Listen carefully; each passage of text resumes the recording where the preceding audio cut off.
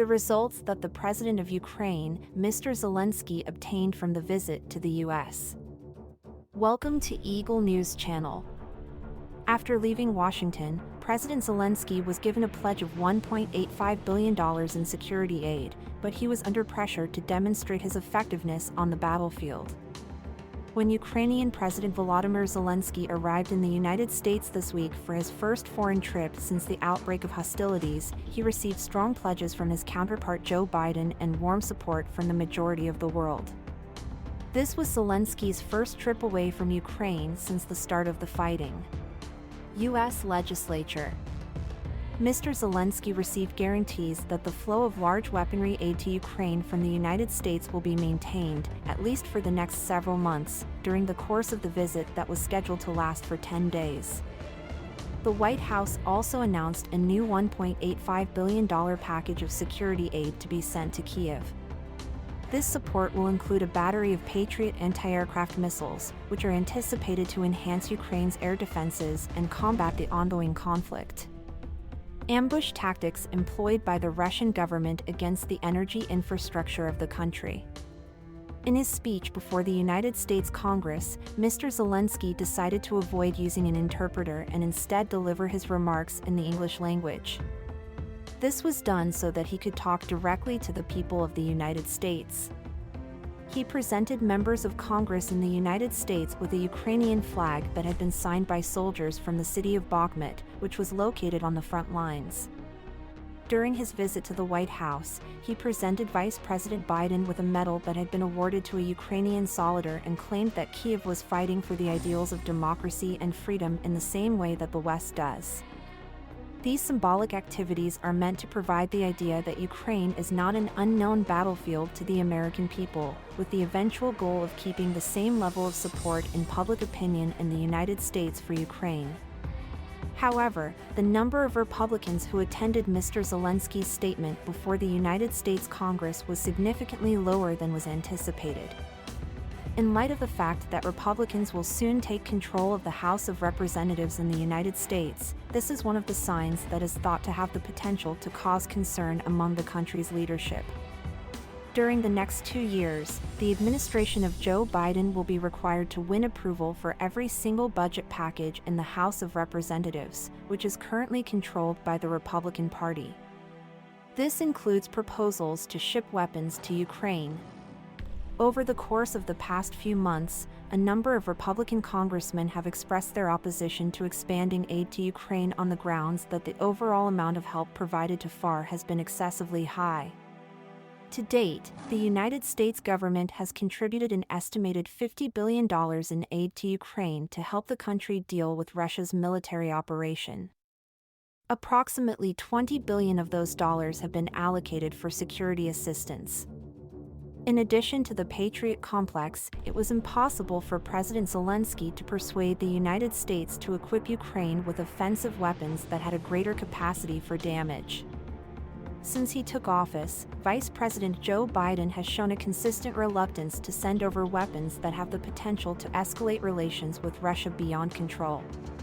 The United States Congress and the administration of Vice President Joe Biden do not want to add any of the numerous powerful weapons that Ukraine has requested to the list of assistance. These powerful weapons include unmanned aerial vehicles, UAVs, such as the Reaper and the Gray Eagle, as well as F-fighter jets. -16, also known as the Long-Range Infantry Tactical Missile System, ATACMS. I spent dozens upon dozens of hours in direct conversation with my allies throughout Europe. I laid out the reasons why countries ought to maintain their assistance for Ukraine so as to safeguard their own interests. They were all aware of this, but none of them admitted it. Who wants to get into a head-on fight with Russia, anyway? During a joint press appearance with his counterpart from Ukraine, Biden made the statement. Legislators in the United States have turned down a proposal from Ukraine to include Russia on a list of state sponsors of terrorism. Instead, legislation that labels Russia as an aggressive state is expected to be passed in Washington, a measure that will both intensify criticism of Moscow yet will not entirely demolish any prospect for discussions between the two sides. According to the experts, these actions demonstrate that the level of support the United States has for Ukraine has a certain boundary. Therefore, in order for Kyiv to retain the flow of Western aid and to minimize the pressure to sit down at the bargaining table with Moscow at a disadvantage, it is necessary for Kyiv to demonstrate its effectiveness on the battlefield. According to Luke Coffey, a defense expert working at the Hudson Institute in the United States, for the next several months, Ukraine will still have the benefit of financial backing from the United States and European allies and partners. On the other hand, we cannot ignore the fact that the duration of this conflict will be measured in years and not simply months. Both sides will need to factor this into their planning. According to Coffey's forecast, the Ukrainian army will likely launch a new offensive in the not-too-distant future with the goal of penetrating further into territory controlled by Russia and moving closer to the city of Melitopol in the south.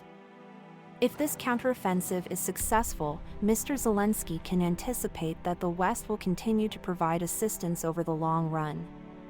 According to Michael Horowitz, who is the head of intelligence research at the security consultancy Legislature International, the Friends of Ukraine are concerned about whether or not Zelensky's goal of recapturing all of Russia's territory that is controlled by Zelensky is achievable. No. This distrust is being deepened further by Russia through the use of a range of strategies, including the cutting off of energy supplies to the West and the escalation of attacks on civilian infrastructure in Ukraine. According to Horowitz's analysis, while Russia's military campaign is showing signs of slowing down, President Vladimir Putin is relying on war fatigue, both inside and outside Ukraine, to eventually push Kyiv to make a settlement. The most important thing for Ukraine to achieve in the next weeks and months is a military triumph. Only through achieving victory will it be possible to overcome the mental exhaustion. However, the seasoned Luke Coffey cautioned that achieving victory on the field of combat will not be a simple assignment for Kyiv. The situation on the battlefield is becoming more of a stalemate between the two forces, which is normally what is happening on the battlefield in the Bakhmut region of the Donbass region. During the past few months, Russia's primary focus has been on fighting Bakhmut, but the country has not achieved any meaningful headway. The leadership of the Ukrainian armed forces wants to launch a new counterattack north of Bakhmut in order to relieve the pressure that is being placed on the city, but the muddy terrain is making their advance difficult. According to Mykola Bieliskov, an analyst at Ukraine's National Institute for Strategic Studies, given the current state of affairs, the battle will continue for months, or possibly years, before either side can deal a decisive blow. Targeted the adversary as their target. An expert from the Center for Strategic and International Studies, CIS, in Washington named Seth Jones stated that the things that President Zelensky got from his trip to the United States were very positive, but they were not enough to transform the current situation. Russia is prepared to commit all of its resources to the calculation of continuing the conflicts through the winter and has stated that this is the primary objective of its military strategy. The likelihood that Western support for Ukraine will diminish as the war carries on for longer is increased by the fact that the war is dragging on longer. We do not place restrictions on the size of the budget for defense.